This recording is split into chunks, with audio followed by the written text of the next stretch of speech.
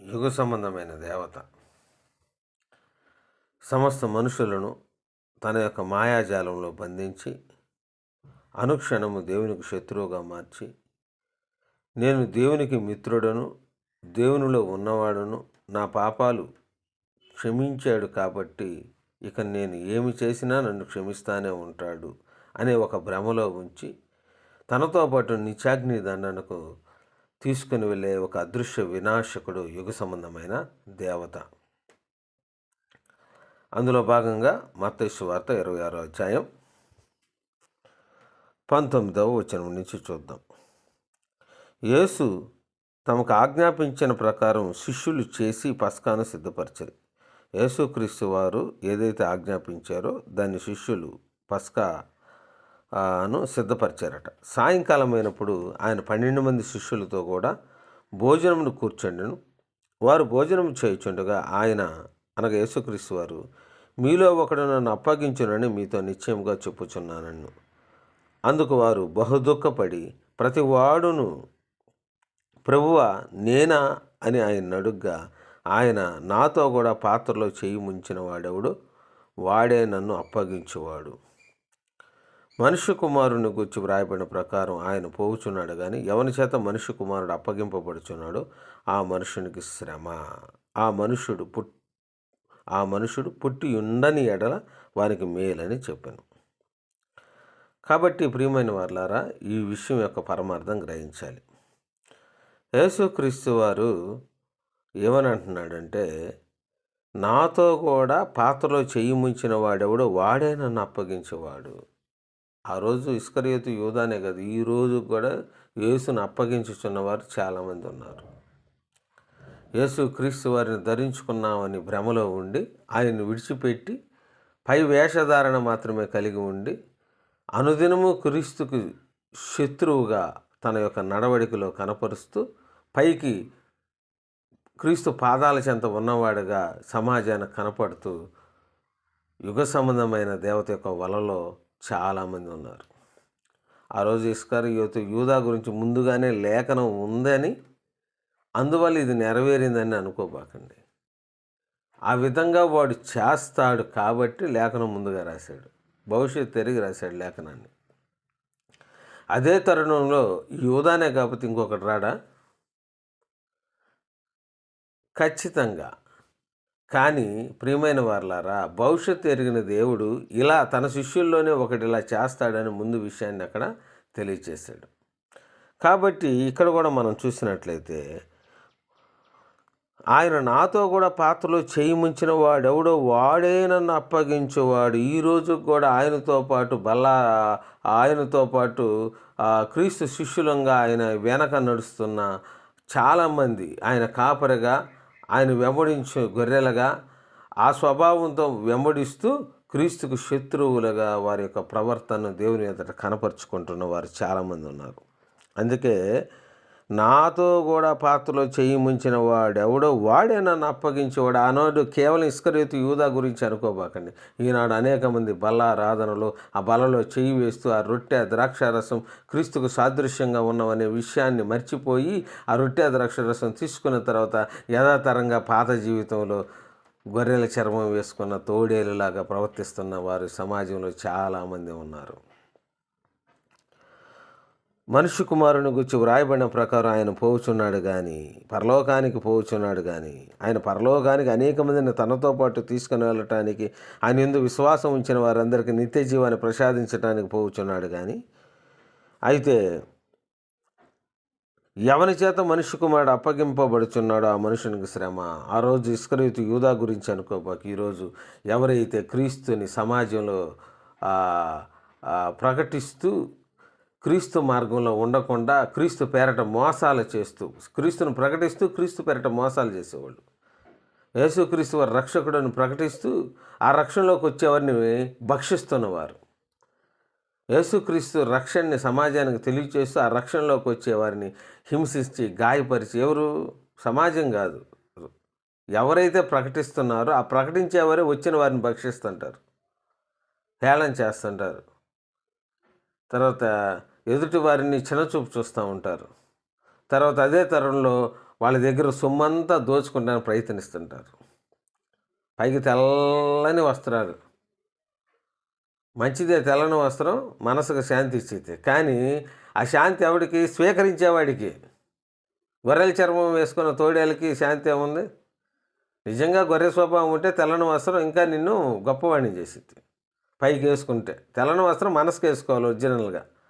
తెల్లని వస్త్రం ఎల్లప్పుడూ ధరించుకోనమంటే నీ మనసుకు తెల్లని వస్త్రం ఉండాలి ఎప్పుడు. అంటే కీడుకి చెడుకి కాకుండా మంచికి ప్రాధాన్యత ఇవ్వాలి. ఇప్పుడు పైకి వేసుకున్నావు తెల్లని వస్త్రం, లోన గొర్రెల చర్మం వేసుకుని తోడేలివి, ఏం చేస్తావు?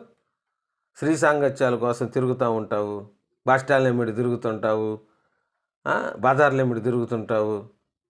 ఎవరు డబ్బులు బాగా సంపాదిస్తున్నారు, ఎవరు ఉద్యోగాలు ఉన్నారు, వాళ్ళని వేసుకొని వాళ్ళ దగ్గర సొమ్ము చేసుకుందామని బజార్లు ఏమిటి, బస్ స్టాండ్లు ఏమిటి, రోడ్లు ఏమిటి తిరుగుతా ఎదుక్కుంటా పై వస్త్రాలు వేసుకొని నేను ప్రార్థనాపరుని చెప్పుకుంటా దేవుని వేషం వేసుకొని ఎవరు వాళ్ళలోకి వస్తారని వారితో స్త్రీ సాంగత్యం చేయటానికి ప్రయత్నం చేయటం అక్రమ సంబంధాల కొరకు.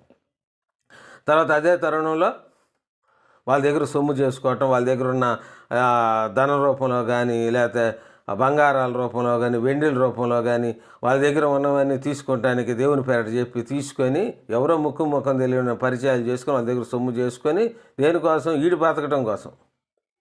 దేవుడి పేరట కార్యాలు కాదు, ఏమి కదా, ఏమి ఉత్తవే పెద్ద నాటకాలు, డ్రామాలు ఇవన్నీ.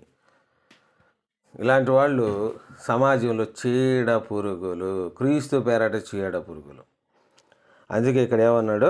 మనిషి కుమారుని గురించి వ్రాయమైన ప్రకారం ఆయన పోవుచున్నాడు, కానీ ఎవని చేత మనిషి కుమారుడు అప్పగింపబోచున్నాడు. ఈరోజు ఆనాడు ఇస్కరియోతు యూదా అప్పగించాడు, ఈరోజు ఇలా అప్పగించే ఇస్కరియోతు యూదాలు సమాజంలో చాలామంది ఉన్నారు. పైన తెల్లని వస్త్రమే మంచిదే, తెల్లని వస్త్రం శాంతినిచ్చిద్ది, తెల్లని వస్త్రం వల్లే నీ ప్రవర్తన నువ్వు ఇలా ఉండాలని తెలియజేస్తావు. కానీ వీడు గ్రహించాడు. ఎందుకు గ్రహించాడు? వీడు గొర్రెల చర్మం వేసుకొని వచ్చిన తోడేలు ఏం చేస్తుంటాడు? ఎదుటివాళ్ళని పైకి మంచిగా మాట్లాడుతుంటాడు, వెనకొండి హేళన చేస్తుంటాడు. ఇవన్నీ దేవుడికి తెలుసు, ఎందుకంటే సాతాను ఒకటి చేయిస్తుంటుంది.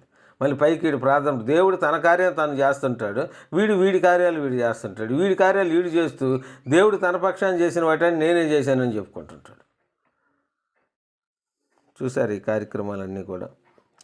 ఎవరి చేత మనిషి కుమారుడు అప్పగింపబోచున్నాడు ఆ మనుషునికి శ్రమ. ఇక్కడే కాదు, ఈ దేహాన్ని విడిచిపెట్టిన తర్వాత కూడా శ్రమ ఉంది వాడికి. ఇక్కడ శ్రమ ఉంది. ఎలాంటి శ్రమ ఇది? దైవాన్ని మోసం చేసినందుకు వచ్చిన శ్రమ ఇది. క్రీస్తుని మోసం చేసినందుకు శ్రమ ఇది. క్రీస్తు పేరట క్రీస్తు సంఘంలో అవయవాలు ఉన్న వారందరినీ మోసం చేస్తున్నందుకు వచ్చిన శ్రమ. భక్తి చేస్తున్నందుకు కాదు. భక్తి కోసం వచ్చే శ్రమలు వేరు.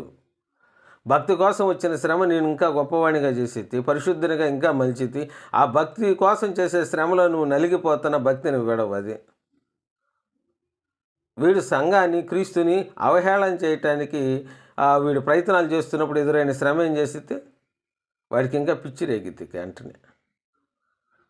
వెంటనే ఏం చేస్తాడు? దేవుడు ఆడున్నాడు, దేవుడు ఏ ప్రార్థన లేదు, చేస్తానే ఉన్నాను, ఇంకా ఉపయోగం లేదు. ఏం ప్రార్థన చేస్తున్నా?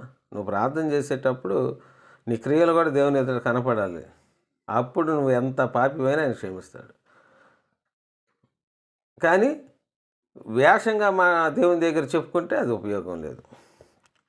కాబట్టి ఆ మనుష్యుడు పుట్టి ఉండని ఎడల వానికి మేలు అని చెప్పాను. వాడు ఈ లోకానికి రాకుండా ఉంటే వాడికి మేలు అన్నాడు. అట్ట అంటాడు.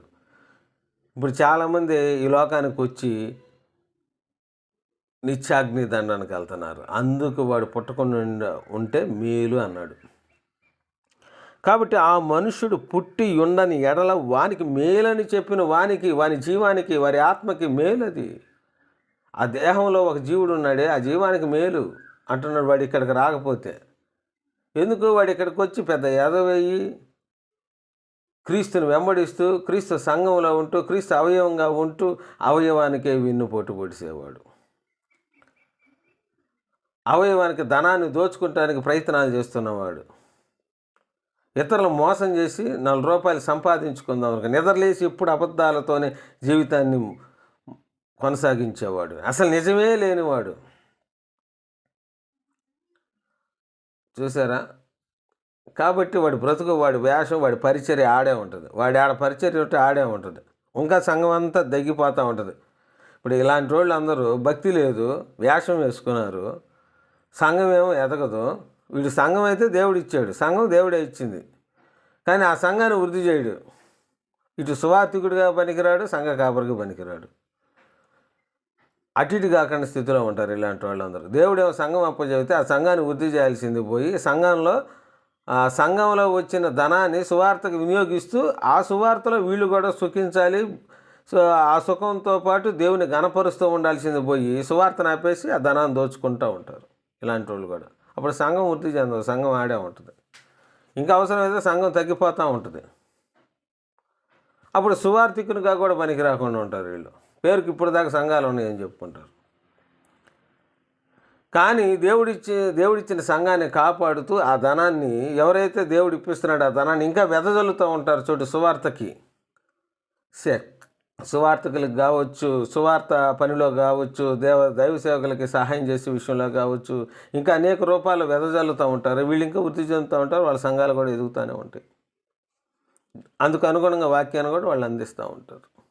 అందించాలి, అది బాధ్యత. అందించకపోతే వాళ్ళందరూ కూడా మళ్ళీ అనేకులు ప్రవేశింపజుద్దరు, కానీ కనుగొని వారు కొందరు అవుతారు మళ్ళీ. కాబట్టి ఆ కనుగొని వారి కొందరిలో వీరందరూ ఉండేటట్టు వాళ్ళు బోధించాలి, బోధిస్తుంటారు. ఆ బోధిస్తే మంచిది. కాబట్టి ప్రియమైన వారలారా, యేసుక్రీస్తు వాడు పుట్టకుండా మేలన్నాడంటే ఆనాడు యూదా గురించే కాదు, ఈనాడు అనేక మంది క్రీస్తులో ఉండి క్రీస్తుకి శత్రువుగా ప్రవర్తిస్తున్న వారి గురించి అనే విషయాన్ని గ్రహించాలని తెలియజేస్తూ దేవుడి కొద్ది మాటలు దీవించును గాక. ఆమెన్.